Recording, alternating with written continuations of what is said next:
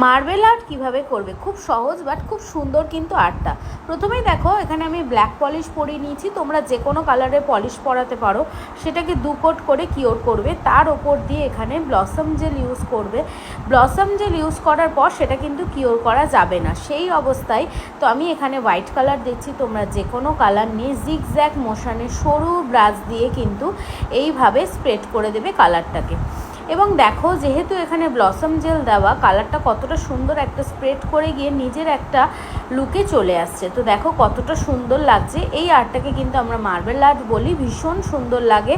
তো দেখো এরপরে কিন্তু আমি যেহেতু এখানে নতুন একটা আর্ট করব, তো এই আর্টটার ওপর দিয়ে এখানে আমি ম্যাট টপ কোট ইউজ করছি। তোমরা চাইলে এখানে গ্লসি টপ কোট দিয়ে কিন্তু এই কাজটাকে শেষ করতে পারো।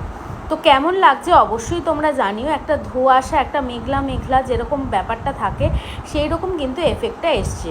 তো দেখো ভালো লাগলে অবশ্যই লাইক করো।